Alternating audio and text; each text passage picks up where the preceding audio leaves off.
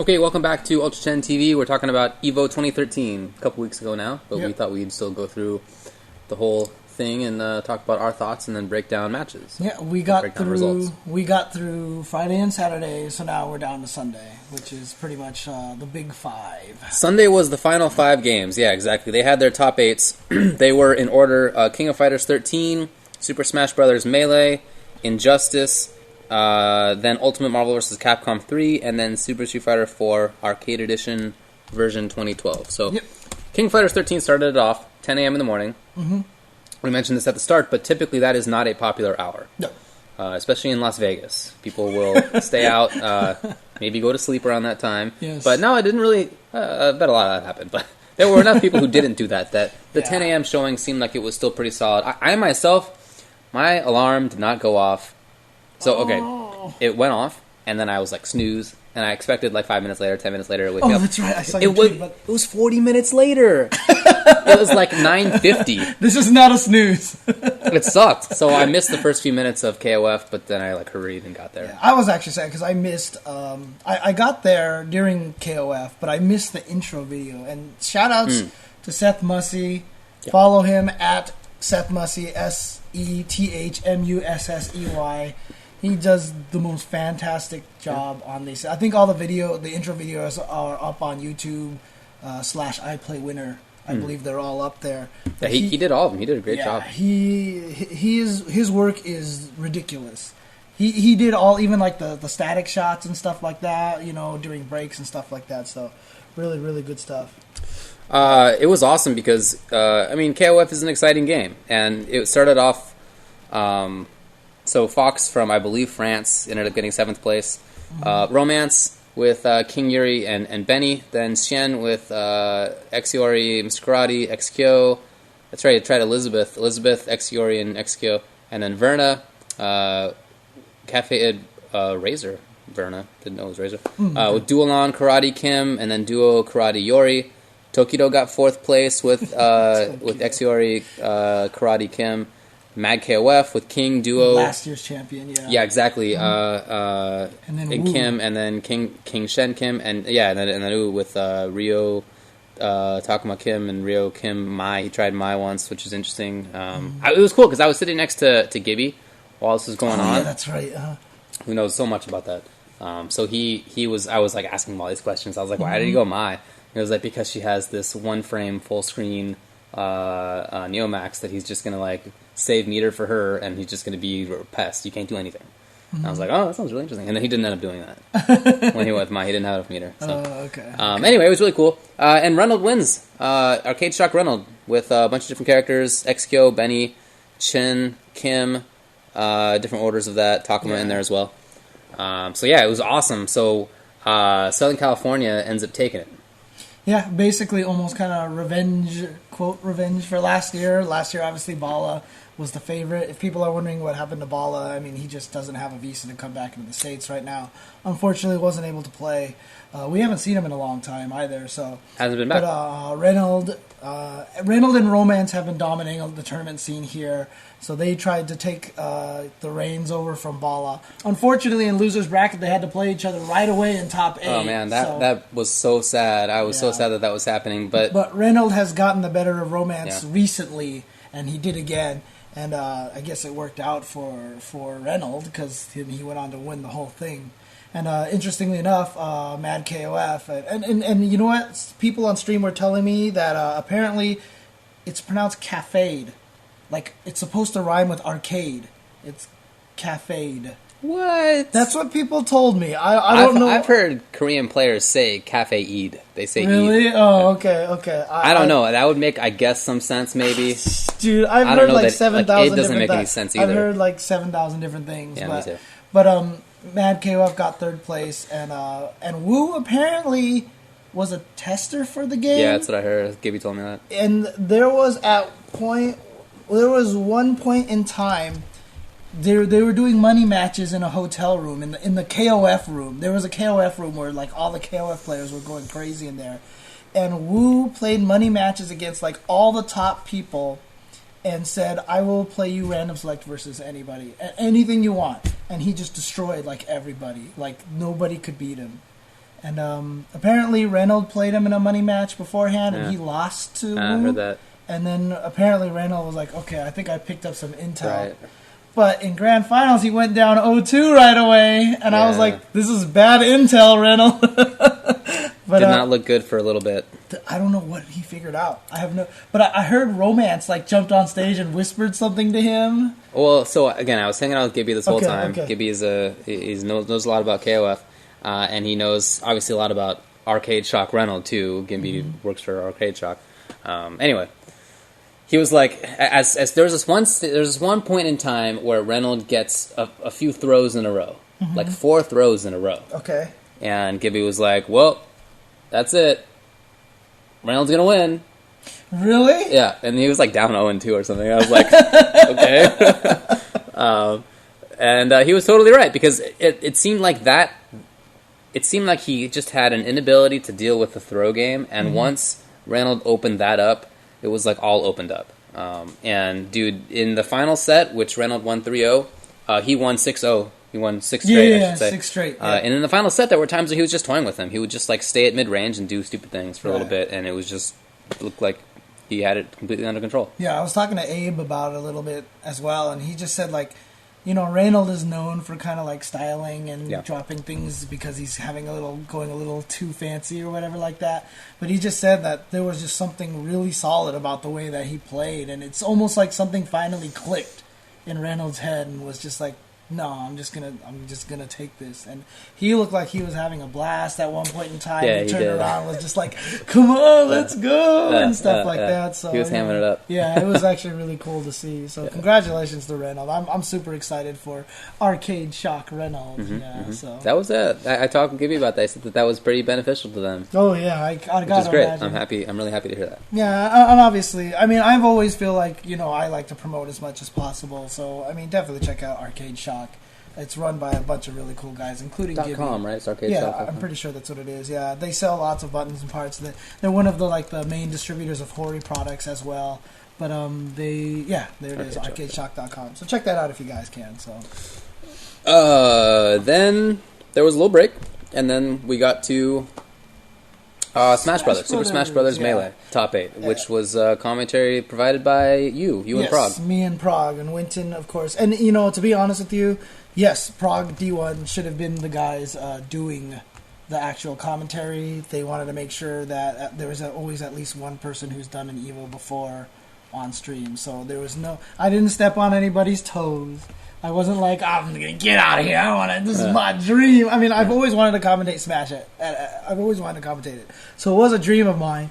I didn't exert any power to get D1 off the stream or anything like that. So, dude, like Apex 2013 was, Apex was their Evo, right? Yeah.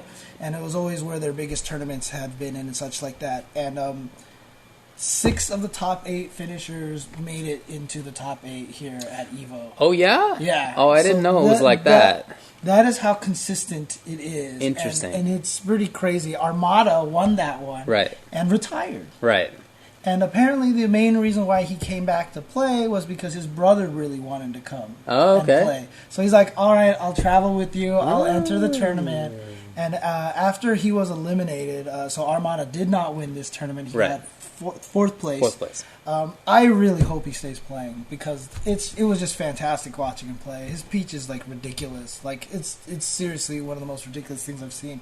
And I hope he keeps playing. And the Smash scene, dude, those guys came out in force. And that was so strong. Yeah, it was really cool to see. The worst part about it, doing commentary for games a lot of the times, is you do have the headphones on and we're in the corner. I can't hear the crowd. Yeah, but people were telling me good. The Smash crowd was ridiculous. It was good. No, there were times, like I said, I was going over Injustice notes with Isaac and Medina, and so we were trying to pay attention to that. And there were definitely times when we had to just hold off. It's too loud.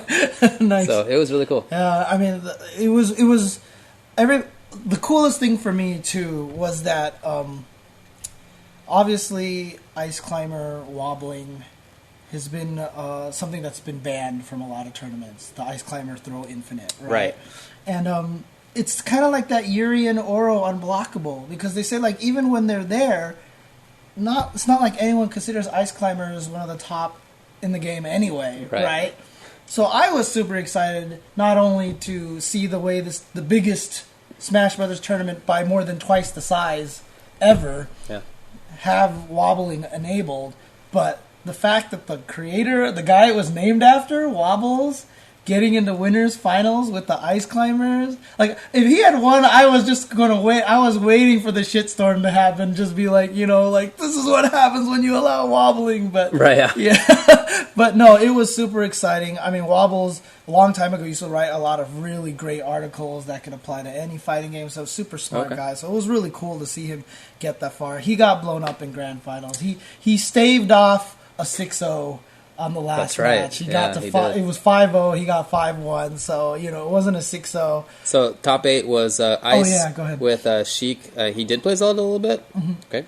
Just by for recovery accident, times? And of course, a few times. Yeah. There was one match where someone he accidentally transformed to Sheik by mistake, to Zelda, like at the start or something. I forgot what happened. He didn't transform or whatever? Yeah. Anyway, Shroomed with Dr. Mario, Mewtwo King with Sheik, Marth, Fox, Dr. Pee-Pee with Falco, Armada with Peach, Hungrybox with Jigglypuff, Wobbles with Ice Climber, and Mango with Fox and Falco. That's really good character variety for this game. Like, I was stoked to have a Dr. Mario up in the top 8, because that was my dude.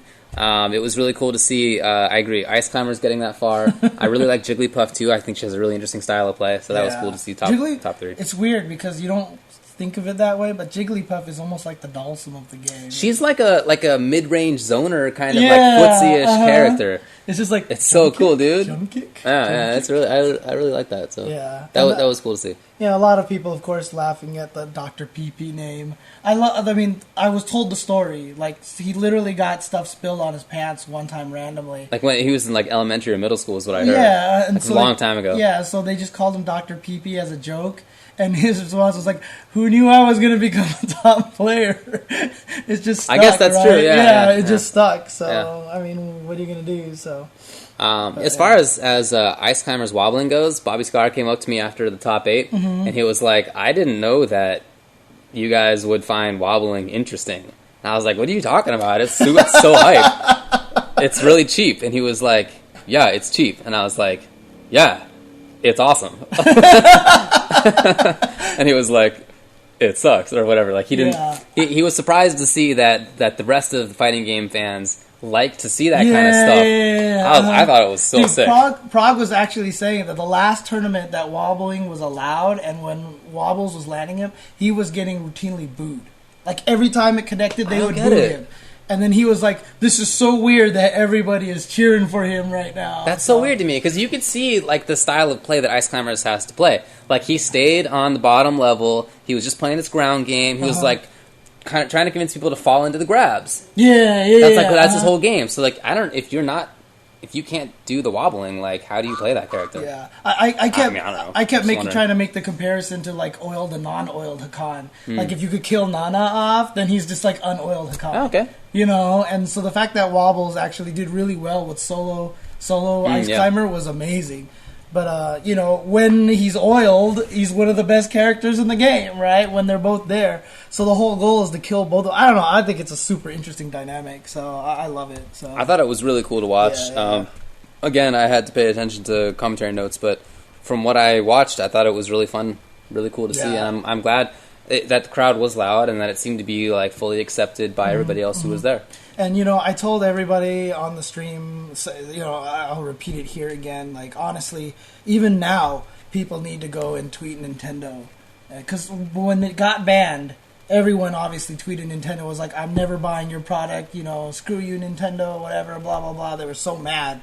But now that Nintendo let it happen and we had super hypeness that was Smash Brothers and stuff like that, really just tweet them back and be like, "Thank you for allowing this," because it was really cool, and let them know, like, because of this, I will for sure buy this game when it comes out. I will buy a Wii U now. I do not own one, but I will buy it because Smash is hype, etc., right? Because, here's an interesting thing. I talked to Yu Namba from Atlas. You remember we brought him on here, right? Atlas's parent company went bankrupt, I think it was, and so Atlas, the company itself, is looking for a new buyer. one of the number one buyers right now is Nintendo. Really? Because Atlas, they've had a few like really good games on Wii and stuff like that from Atlas and such. And so my comment to you is like, so if that happens, are they not going to let us stream Persona anymore? You know, so now is the time to talk to Nintendo and let them know that we appreciate it and that this helps their scenes and stuff like that. You know what I mean? Let them understand the positive side of letting us stream these video games and build up hype and have this community that loves your game to death. You know what I mean? So, yeah, I hope whatever lawyer that made that decision got fired. Because whoever that was can screw off. I hate that. Nice. I think that's... I agree with you that that's a great idea. To tell Nintendo that you liked it and that it was awesome and that you appreciate it. I'll write that tweet, but I'll be thinking, man, I hate you guys so much. But here's a nice tweet. You know what I mean? Like that's my mindset. Nice. So. Good stuff. Anyway, so after that was Injustice, which I commentated, and which, look, I like the game. I think it's fun. I didn't think that the top 8 was as exciting as the game can be. At CEO, it was like one of the most exciting tournaments.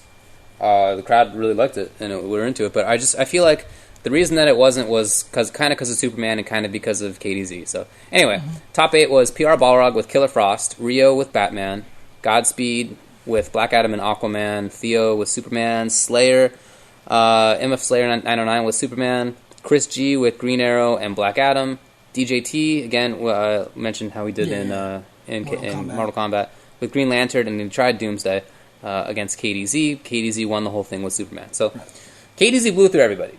He didn't lose a single game in the whole top 8. Literally blew through everybody, right? Yeah. That was stupid. Sorry. But yeah, no, he did, and he looked really good. He's an awesome player. He was definitely one of the guys to watch as like one of the favorites to win. I thought, because I know he'd been doing really, really well in East Coast tournaments, in locals. He'd been traveling well. He I think got third at CEO and was very close to getting into the grand finals. So he was definitely one of the guys to look for. But when he beat people, I mean, again, he was 3-0 against DJT in grand finals. In winners finals, he beat DJT 2-0. And at the start of top 8, he beat Slayer 2-0. So his Superman style is like a very tricky Superman. He has a lot of tricks for that character that he kind of came up with, and you didn't really see most people use for the most part until I think he popularized them. Even at Evo, in the pools, most people weren't using them. But when it came to the top 8, it just seemed like he didn't really need to do that. So he was okay with playing like kind of a spacing game or footsie game with like forward 2. It didn't seem like people were really making him go to like the kind of crazier stuff. So he just... I feel like that's why people thought that it wasn't as interesting. It's kind of like what Infiltration and Laugh did last year in Cross Tekken. Remember, they walked in and they're like, wait till you see our stuff, but no one forced them to bring that out. They just beat everyone with the fundamentals. I think that's accurate, yeah. So the grand finals, DJT tried Doomsday in his, like, I think the very last game. It didn't work.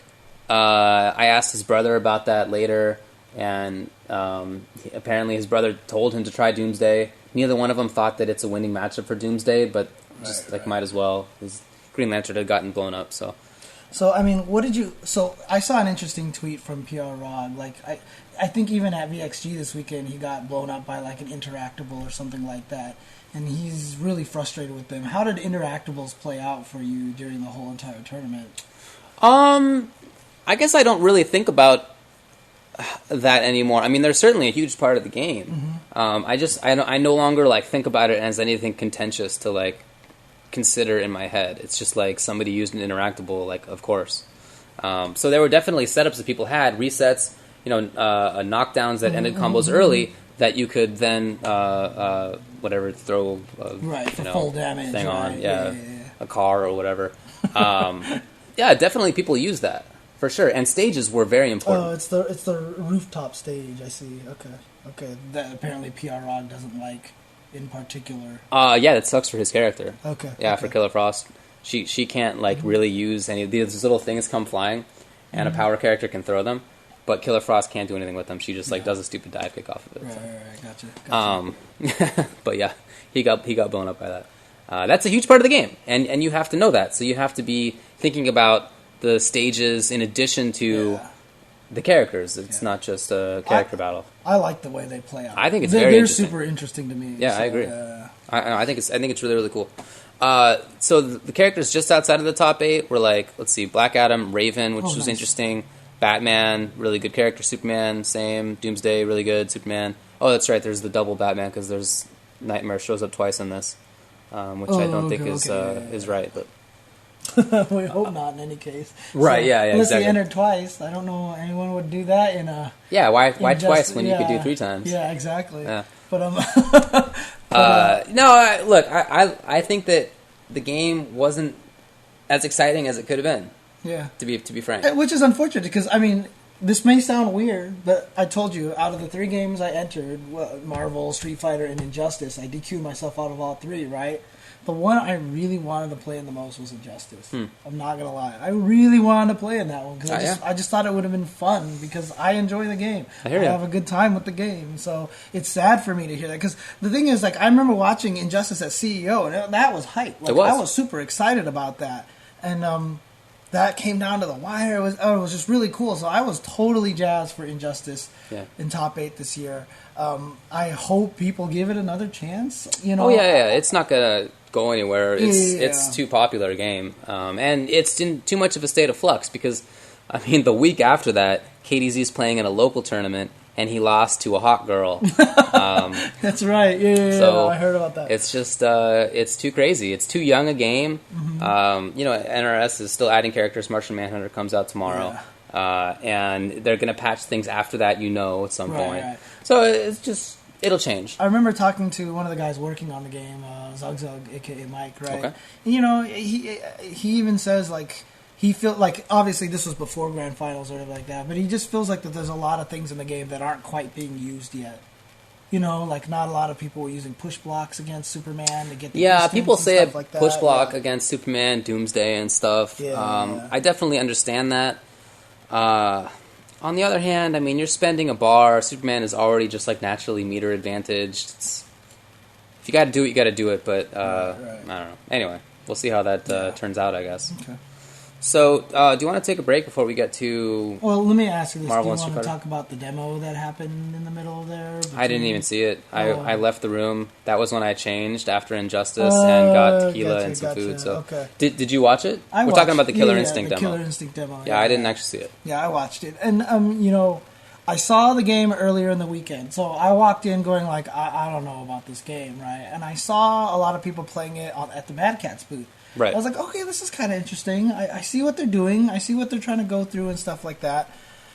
And then they showed the game on the stream. They got to figure out a way to they got to put something more in to stop I mean, it was just like combo breaker, combo breaker, combo breaker, combo breaker. It's an early game. It's still in early development. Yeah. So hopefully they'll figure out a way to do it a little bit more. Because the interesting thing about the game that I've determined is that the game is about the combos. Like, literally, it's about the combos. Like, your 2 characters are on the screen to get a hit, and to get that one hit is completely different between the characters a little bit, but then once the hit happens, that's where, like, all the mind games are now, because there's counter combo breakers, and you gain more damage if you do the hard blinkers, but those are the ones that you can react to combo break, and all this other stuff like that, so...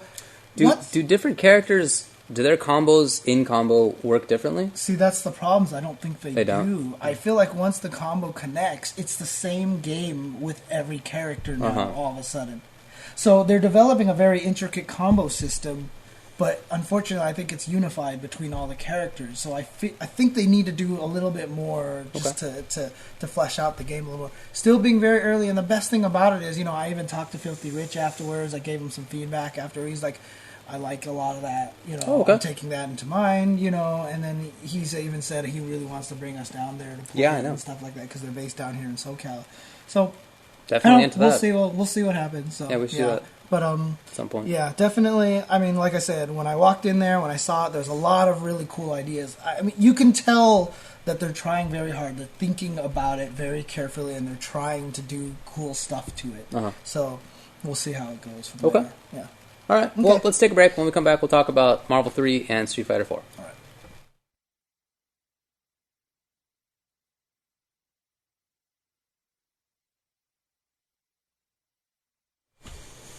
Hey, welcome back to UltraChenTV, talking about Evo 2013. We've talked about all the games so far, with the exception of the final two that were on Evo Finals Day, Marvel vs. Capcom 3 and Street Fighter 4. So let's get to Marvel.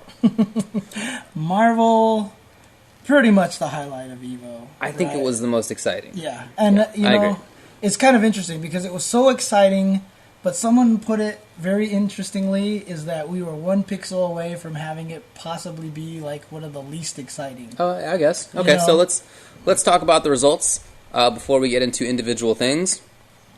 Top 8 was Zack, ATX Zack from, I think, Peru, if I recall correctly. I can't remember now. With Zero, Virgil, Dante.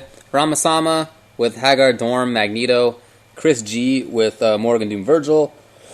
Morgan Doom, Magneto, and Amy Morgan Phoenix. Filipino champ, 5th place as well, with Magneto Dorm Doom and Magneto Doom Phoenix. Then Cloud 805 from my home county of Ventura County, California, with Zero, Virgil, Dante. Angelic from Arizona with Wolvie Dorm Shuma. Justin Wong with Wolvie Storm Akuma and Wolvie Spencer Frank. And Flocker with Zero, Virgil, Hawkeye. That was the top 8. Yes, and of course the key match that we're referring to is that Justin came in winner's bracket, went 0-3 against Flocker, got sent to loser's bracket. Chris G, we mentioned, lost off stream to Win Zero, so was already in loser's bracket. Right. And now they had to face each other like one round into top 8. Justin Wong versus Chris G. Right. And Chris G went up 2-0. And on the third game was basically one pixel away from killing Justin. Storm had about a character and a half that he had to beat out. Yeah. And miracle of all miracles, Justin Wong made the craziest comeback that game to take that one, and then won the next 2 in a row, eliminated Chris G, and then just basically had the run of his life. Yeah, pretty much. From that point forward. And it was seriously like I said, I mean, it seems weird that I got super emotional about it and everything like that, you know, because it's like, who thought that people would be rooting and cheering for Justin Wong's Storm in a Marvel game? Well, okay, yeah. Like 10 years ago, if you said that, people would be like, what are you talking about, right? Because everyone hated Justin Wong. They all wanted him to lose, right? Sure. But, I mean, it was also just, you know, it was just an embodiment of, to me, what Evo is about, is just this kind of like, against the odds, never say die, kind of where heroes are born kind of thing. You know what I mean? And, you know, we've talked about it before. We love seeing guys like 805, or Cloud, what was it? Cloud 805. Yeah, Cloud 805 and Zack, right? You know, come up and get their moment to shine. Angelic, right, was a perfect example. We know about Angelic. Angelic was a common dark horse pick. So he was not out of the blue. Cloud 805 and Zack were out of the blue. Yeah. Cloud 805 comes to SoCal tournaments sometimes, and he tends to do well. But never would I have thought that he'd get 4th place at Evo. Zack, I didn't even know about. Yeah. He just was absolutely not on the radar. So, but you know, when we talked in the pre-show about our predictions for Marvel, I said that I thought that there would be at least 2 of that kind of thing. Remember that? Exactly. I actually went with 4 and 4, remember? Yeah, you're right. Yeah. So, I mean, we expected that there would be some unexpected person because it's Marvel 3 and that happens. Even in the strongest of tournaments, sometimes it happens. Last year, nobody expected Fruitsy. He was there. This kind of thing happened again. So, not super surprising, but it was cool to see. I thought that Cloud 805 was not just... He didn't just make it in the top 8, right? He got 4th place, so Zack ends up losing. He eliminated Filipino champ. Yes, he did. Yeah. He eliminated Filipino champ. Before that, he won against, after that, let's see, or was that it? I guess that was it in top 8. Yeah. I mean, it's interesting because we're sitting here talking about having 2 unknowns in there, right? But the other 6. were people that we mentioned. Oh, sure. In our pre-show. Flocker on everybody's list to be in the top 8. If you're going to have a list of an individual player, Flocker would be on that list. Yeah. Same thing with Filipino Champ, with Chris G, probably Justin. Ranma Sama was on that list. Like I said, I think Angelic should be on that list too. We mentioned Angelic for sure. We definitely mentioned all those guys. And seriously, shout outs to Angelic. He got the audience to chant Shuma. I'm so happy about that. So. Yeah. I mean, I'm making a new Marvel team with Shuma Goraz on it now. I'm not even gonna lie. You're not the only one, man. I know a few people are. And then Game Blue River is switching from Sentinel to Shuma. That's right. And I was playing this weekend with Nerd Josh. Oh yeah. He was trying to help me learn some Marvel, and I was like, I'm gonna try out my new team now. No Shuma. Wah, wah, wah. They didn't have it. So I couldn't play. Oh man, the life of DLC character. Yeah, exactly. So, but we'll see. We'll see what happens. So. But yeah, I have egg on my face because I dropped Shuma because I was like, this character's terrible. I remember. And then, now. Well, I mean... That assist is really good. The interesting thing is that he was able to make a comeback or two with Shuma on Anchor, which I think is kind of tough, especially once X Factor runs out. And dude, you know that crazy combo that he does, right? With all the eyeballs and stuff that lasts forever and stuff like that. Yeah. I mean, it's a really cool combo. It's basically his B&B in the corner, right? He can do $1 million plus B&B. Dude, I practiced it. Dude, that combo is way harder than it looks. Really? Yeah, it's like you have to perfectly time every piece of it to make sure the eyeball explodes just right. Because there's one part he OTGs with the laser beam and then the eyes blow up there. That part, it's like almost frame perfect. Do it too late, it misses the OTG. Do it too early, they flip out of the eye beam because the hit stun deterioration is so high that the eyeball doesn't explode on them in time. It's really tricky. I actually had no idea. And I was doing this combo, I was like, wait, am I doing this right? Like, I kept watching the video, I kept rewinding the video, like, am I doing this right? So, yeah, it's really cool stuff. Okay. So, yeah. Didn't know. It's awesome. But Marvel 8 or Marvel 3 was cool because there was just so many good people who didn't make it in the top 8. Marvello, Paradigm, PR Rog, Dios X, Moons, Yipes, Rubex, Scrubx, I guess he plays it, Nurses. We didn't mention Nurses, but it's really cool that he got there. He disappeared. He'd been at the Wednesday Night Fights Marvels. Yeah, he hasn't even been the Runback Marvel. He was like Wednesday Night Fights. Yeah. That's right. And it was actually like one of the more bittersweet stories in there. I mean, like very sad kind of stories is that he eliminated Killer Kai to get in the top 16. Yeah. And all Killer Kai wanted to do was play Chris G. Right. And Nurses eliminated him, played Chris G, and got blown out. Right. And Kai was not happy. He wanted to play Chris so bad. That's true. So, yeah. That's true. Man, look at... So, Killer Kai, 17th. Darren... Or was it Darian? I don't remember. Ponce. Yeah, that's right. Knives, Eita, Ray, Bublan, B. Oh, man, I wish I had seen... I don't think B played on stream. He played on the secondary stream. Did he? Okay. Because I never saw him play. Me and Ringe got to see him play there. So, he's so fun to watch. Yeah. XSK Samurai, Viscant, Neo, X-Ray, Too Much Damage, Disgruntled Goa. That's awesome, Trish. Marlin Pie, and Infrit. That's a lot of good players. Marvel, that's the hardest thing about it. I mean, seriously, it's like you're throwing a bunch of names into a bag, shaking the bag, and drawing names out because... Honestly, they're all pretty much on equal level. Like, a lot of those players down there, like, you could seriously swap a lot of those names, and I would not have been surprised. The only names I probably would have, if I had to stake my life on 3 people being in top... If I had to pick 4 people being in top 8, if I had to pick it and stake my life on it, I probably would have picked Flocker, Chris G, Filipino Champ, and I'm not going to lie, I would have picked PR Rog.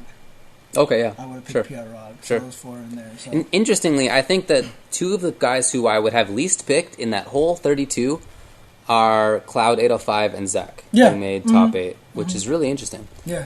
But so, even in addition to the people who made it, I thought that the character selection in top 8 of Marvel 3 was really interesting because top 4 had no Doom, which is amazing to me. Zero on point, half of it. Wolverine on point for half of it. I don't think that's such a surprise. Zero was 3 out of the top 8 in points. Not that surprising. Super good character. Wolverine to have that showing as well.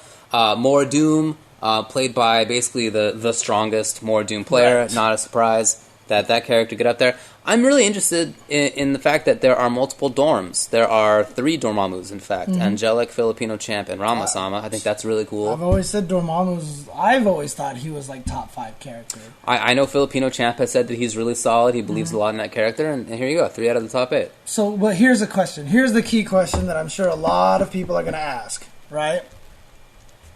Cloud 805, Zach, 2 players that most people weren't expecting. Both of them with Zero Virgil Dante. Yeah. Is Zero the Cammy of Marvel? You know, do you feel like Zero carries a lot of players into high places in tournaments that, you know, if they were using other characters they wouldn't be? Oh, maybe.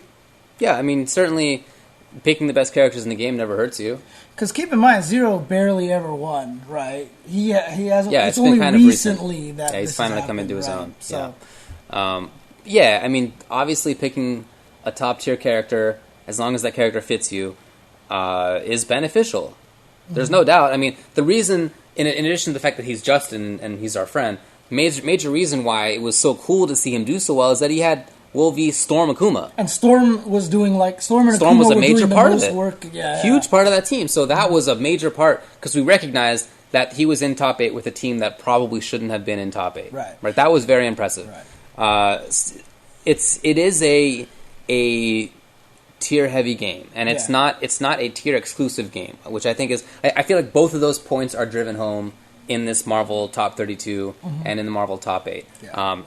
It's a tier-heavy game. 3 out of the top 8. Zero Virgil Dante. Zero Virgil, even, not just Zero, was 3 out of the top 8. Flocker wins it with Zero. Right. With Zero Virgil. But at the same time, Wolverine, a really good point character, but Storm Akuma, Dormammu Shuma, Hagar, Dorm Magneto. You know, I don't think that those are top-tier teams. Right. I think they're good teams, but not top tier. So I feel like both sides of that argument were proved in And Marvel. plus, a lot of people, even in the chat, were saying that Cloud's Dante was ridiculous. Like he did that dude is not a joke. Yeah, he did a lot of work with Dante, and not only that, but Flocker did a lot of work with Hawkeye. Right. He had to do a lot of stuff with Hawkeye. He easily had one of the most. I mean, so I think Justin tweeted a while ago that he was laughing that like Flocker's best character looks like Hawkeye and his worst character is like Virgil. Like, it should be the other way around. Well, you know? yeah. But that's true, because Flocker, like I said, he played really well. Even after you killed a Zero, like a lot of people feel like once you kill a Zero player Zero, they're done. And that was not the case at all with Flocker, nor Cloud 805. I didn't get to see a lot of Zach's matches, so obviously I only saw the one top 8 I can't where comment he got lit. on that one. So, But yeah, I guess it's interesting. Flocker wins with a very, very good team. Zero, Virgil are 2 of the best characters, maybe the 2 best. Hawkeye is a good assist, very strong assist, but I mean, not a top tier character. Right, so, right. Yeah, no, it's really cool. I feel like the results were really interesting on both of those sides. Very interesting in players. A lot of the matches were fun. But good job to Flocker for winning the whole thing. And I didn't like the fact that after he won, there was a little bit of negative backlash against the fact that he won with Zero Virgil Hawkeye, and Justin was second place and very close to winning the whole thing with Wolverine Storm Akuma, which again is kind of more of a mid-tier team. Man, don't get mad at the guy who picks the best characters. Exactly. That is a bad mentality. It's a bad idea. If you can give yourself a better chance to win, then you do. Justin plays this team, and while they're not the best characters, he has said repeatedly that he thinks that they're the best for him because he has the most fun using them. And you could see it when he was playing. He was having a blast. Yeah. So if that's the case, then fine. But if your preferred characters are top tier characters, that's no knock on you. And if you're the kind of guy who picks bad characters because they're bad and you get mad at somebody for picking a better character than you, it's the wrong mentality. I mean, I used to play, you did too. You played Cammy and Super Turbo. I played Q in Third Strike. Dude, I played Chun-Li in Alpha 1, okay? I don't know what that means. But yeah, I mean, those are bad characters, and I recognized that at the time. I never went up to somebody after a tournament who beat me with Chun-Li and was like, you were playing Chun-Li and I was playing Q, so no. You can't do that, because I could have picked a different character. So, look, Flocker... And not only that, too, you have to understand too. Flocker's picked Zero since the beginning because he liked Zero as a character. Right. He loved Zero. He played him in vanilla because he was just like, yo, Zero. So it's not like he jumped to Zero. No. You know. Oh, like I'm saying, I mean, his preferred characters are top tier characters. That's fine. It's no knock against him, and I thought he played very intelligently. He capitalized on what he capitalized on, what he needed to. He withstood like just this crazy momentum in Justin. Mm-hmm. He had all the momentum in the world to Justin Wong, and Flocker was able to stop it. Yeah, and about like 8,000 people in the room cheering against him. Right. And he still managed to win. Yeah, it's really good. So all props to him. Man, I'm still like I wanted Justin to win. I'm still sad he dropped that one comp. He landed. He didn't let himself land, and he came out with this instead of the hailstorm. Yeah. Oh. No, don't get me wrong. All of that aside, I was definitely rooting for Justin because he's my friend. Because I wanted to see the team do well. Because I wanted to see the momentum end up working out. All those things I was really hyped for.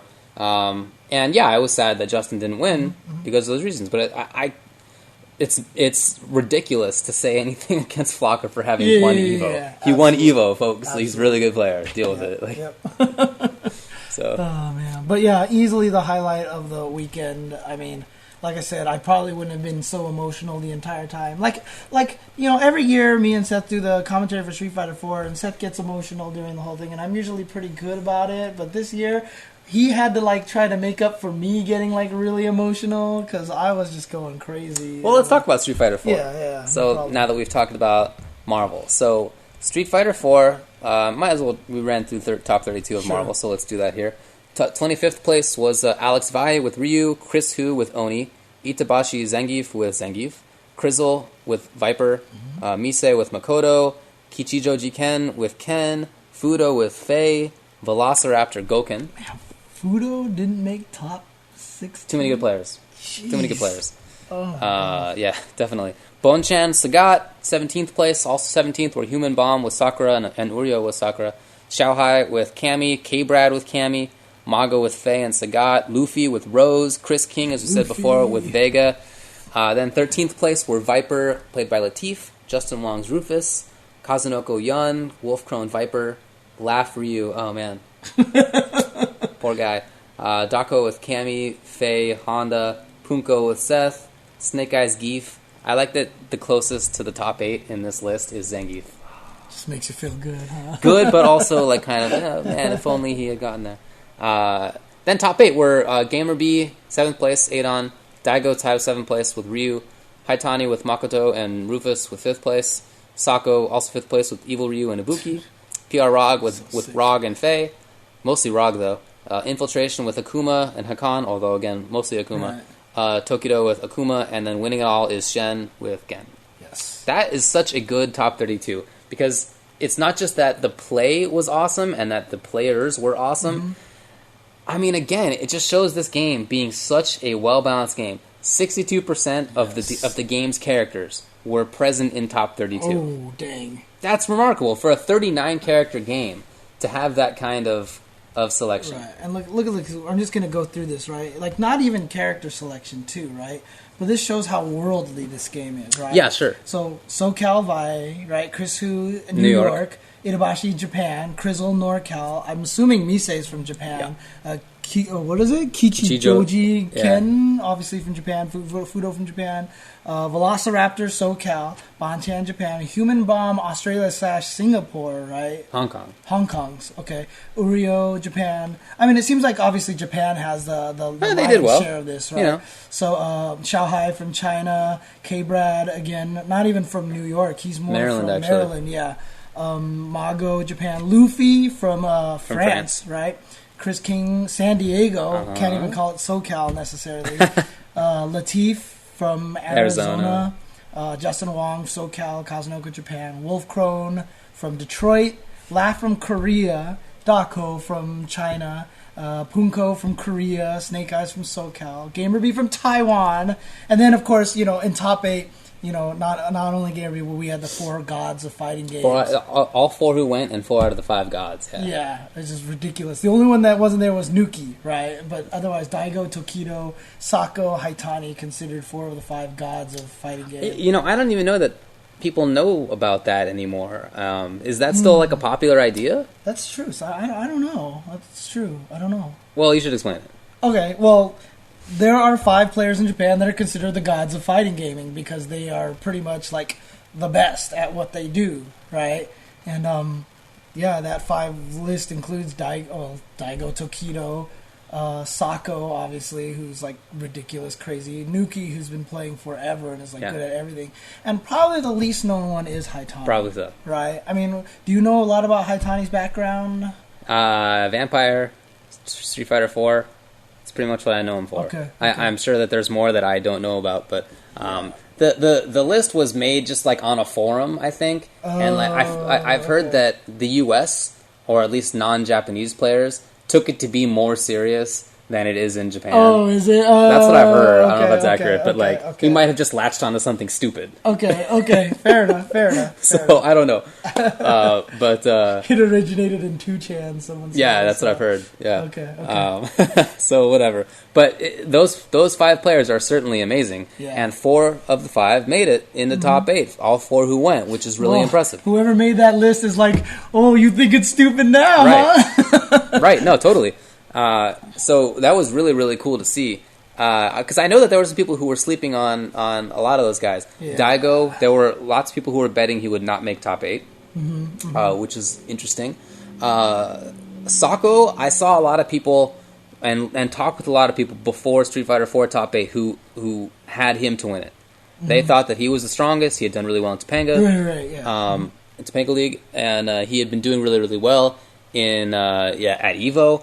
So he was, I think, one of the major favorites, but of that day. But I predicted that at least 2 out of 3 of Daigo, Shen, and Infiltration would make top 8 because I think that Infiltration and Shen are the 2 best players in the world, and I think Daigo, I just can't bet against him to make top 8 because he always does. Yeah. And almost. And to be honest with you, if I had to pick one U.S. player, I would have picked PR Rob. I agree. I think he's the best American player. He was one. I don't know why he went for overhead punch. He was like just on the verge of it. I mean, he lost it at the very end by going for a Balrog overhead punch. I was just like, no, why? But I think he could have beat Infiltration 100%. I mean, he obviously sent the losers bracket and then was up 3-1. Right, 2-1 against him, and then that's when Infiltration turned you into the most conflicted human in the room, probably. I was so drunk at this point because I had been. I finished a 500 milliliter of tequila by myself in like the entirety of Marvel top 8. Like I was done with that before Grand Finals of Marvel even. So, so when this dude picks Hakan, I don't remember top 8 that well, but fair enough. But when he picked Hakan, I just like jumped out of my seat and I guess made a lot of loud noises. Yeah, because like a lot of people, I heard me with the headphones on, a lot of people like rushed over and like wanted to talk with me about it. They were like, "What do you think about this?" And I was like, "Oh, whatever, words." And I tried to make people bet with me. I wanted to get side bets going, but I was just too. I was like too into it. I was too excited. I was being too loud and like too forceful. I was like, "I'll bet anything," like at the top of my lungs. Right. Bet me, you know. And nobody would because I was just being. If I had been like, maybe I'll wager on Infiltration. I don't know how much money. Oh, you should have been like, I have to bet on Hakan. Yeah, exactly. Despite the fact that it's Hakan. Exactly. Right? Yeah. So, it was really, it was a good idea because I think that Hakan beats Rog. Yeah. And he played a very basic Hakan. He played just the kind of Hakan that he usually plays, which is very fundamentals Hakan. He doesn't have a lot of tricks. He did have some good setups in there that allowed him to do things like react to Ultra One, to a dash punch with his own Ultra One, which is really good. But he was mostly very fundamentals based, so not tricks. I was a little sad for Eduardo that he didn't go with Faye because I think Faye does beat Hakan. But I know that he had played Faye earlier in the tournament and it had not done well. Oh, he just hadn't been feeling good with Exactly, yeah. So he just wasn't confident enough with that pick. Balrog is the character he used for most of the run. Right. So I understand why he would stay with him, but I wish that he had Faye at a strong enough point that he could have dealt with Hakan a little bit better. I just wish I was just like 2 seconds faster. Because before he picked Hakan, I was like, I'm wondering if he's gonna. And then he had picked Hakan. I was like, I was just about to. So now no one will believe me. Right? So yeah. No, but I mean seriously, after he picked Hakan, I must have mentioned you like 7 times during commentary. I was like, "Oh, David told me this. Yeah, oh, you can do the meaty slide." Yeah, he doesn't do that though. Yeah, but the weird thing is he doesn't do it. Yeah. He plays a very basic Hakan. Yeah, that's really interesting. In talking about that match with a lot of the Hakan Facebook group people, we all agree he has a very basic Hakan, and if he took the time, I think, to investigate the trickier sides of the character in addition to just the plain footsies, I think he'd be really, really good. He just doesn't. Akuma's a strong character. He has a Hakan for counter picks in both character and player, people who he doesn't think know the character. So I guess he just doesn't invest the time. Right. I mean, both of us have said that with the right person playing Hakan, we both believe Hakan is like top 15 or something like that. I think he's top 10. Yeah. Yeah, there's a Hakan Facebook page. Yeah. I didn't even know about that, yeah. so... But yeah, so I mean, it would be sick if he actually like took the time to learn him a lot more, and I really expect Hakan to be like top 3 in Ultra. I hope they don't buff him too much because he's a dangerous character. I'm so scared that they're going to do that. Yeah, I'm so scared. It's like he's one of the characters. I think buffing Makoto is kind of dangerous. There are these characters like if you buff him too much, I don't know. We'll see how it goes. Hopefully it's reasonable. But yeah, the top 8 was really interesting in the sense that it was full of strategy, I would say. It was not, in my opinion, a terribly exciting top 8. I didn't think that it kept up with Marvel. Maybe it was the fact that it was just after Marvel. Yeah, I mean, if you look at those Akuma matches with just an eye to the spacing of it and the mind games of it, they're very interesting, but they're not a crazy go nuts kind of set that gets people out of their seats. Yeah. So I mean, it's just a different type of thing. Me and Seth were excited about it because it was kind of like when we were doing the 25th anniversary. Remember when we did Zangief versus Snake Eyes versus Justin, and we were excited about it. Sure. But it's the same kind of thing. It's not like a Marvel match that is a Justin Wong comeback match. It's not like that. It's a different kind of appreciation, I would say, for that kind of thing. So that's how I felt about it. I'm not surprised in the slightest that Shen wins with Gen. No, not at all. Because I think that Shen is like I said, top 2 players in the world. I think it's him in Infiltration. It was his year. I feel like it was his year. Yeah, absolutely. So. And Gen is a really good character. I know that there are some people now complaining about him. People who complained about him before too, but less vocally, who think that he gets too much damage out of the ground footsies, considering how much damage he does, or how good those buttons are. And his mix-ups are a lot of set plays, which don't involve a lot of risk. Yeah, I've heard that. So he has really good things going for him. I still don't think that he's top tier. I would have him at about the same place I've had him the whole time in 2012, which is like high tier. One of like I agree. One of like the 10 characters fighting for the high tier positions. After like the half dozen top tier, there's like another dozen high tier. Right. He's in there in my opinion. But yeah, he's a great character. There's no doubt. Yeah, I mean we touched on this a little bit. I'm really concerned about where 2013 is going to go, because we're like this right now, where the bad characters, they just need a gentle nudge. I mean, let's all just keep Guile in mind between Vanilla and Super. Right. Everyone, when they asked for Guile changes, one of these like crazy things, and when Seth revealed what the list was, everyone's like, what have you done? Like, Guile is not... He's going to be the worst character. He's going to be terrible. And then he literally went from being one of the worst to one of the best characters.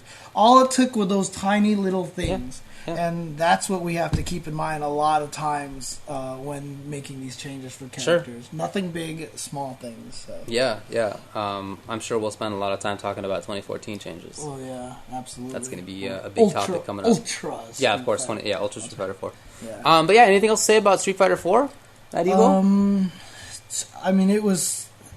I enjoyed it. I thought it was super amazing. And like I said, it's just, it is the world's game right now. It is the world's game. And, with the new version coming out... I mean, it was awesome to see, like, Makoto Evo Ryu in top 8. That was so cool. I mean, I was happy about that. It's a balanced game, man. I mean, look at the top 8. There are how many characters? Gen, Akuma Hakan, so that's 3. Balrog, Faye, Evil, Ibuki, Makoto, Rufus, Ryu, Adon. There are 11 characters out of 8 people. Yeah. So that's the kind of game that it is.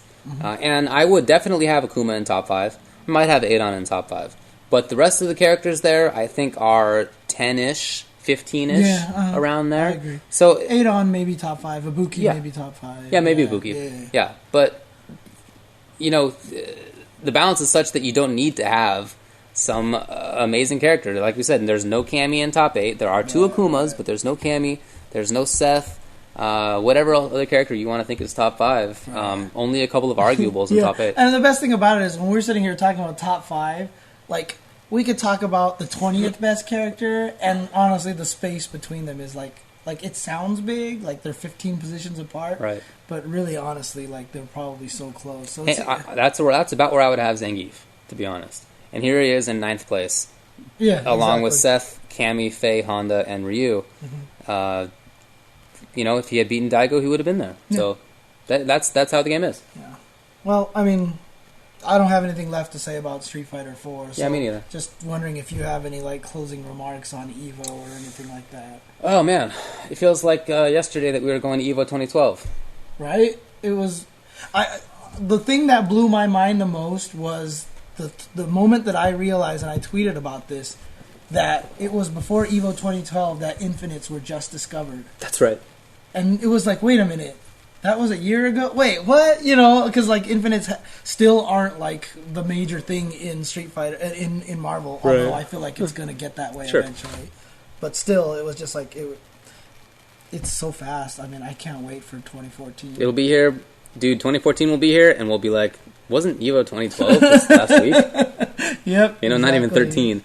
So yeah, it goes fast, and it'll keep going fast. Yeah. But so, it's not... Yeah, what? Some people are actually asking. I mean, I think it's a fair thing to address. Is the prize money? Oh, yeah. A lot of people complaining about the prize money. I mean, what do you have to say about that?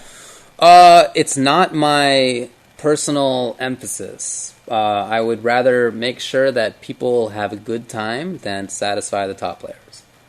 So I'd rather, if we're going to have an order of priorities here, it's something like community, then top players or somewhere in there. Yeah.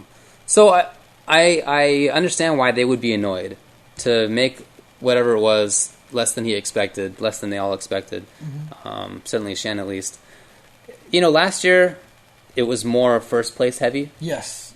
And there were complaints from the rest of top 8 that they didn't make enough money for getting 8th out of 1,600 or 1,500 at the time, which I certainly understand. So they changed the payout to address that. And so now 7th place, 5th place are a little bit more satisfied. 1st place is annoyed. I don't really know how you get out of that, except to just get better sponsorship, which they had last year.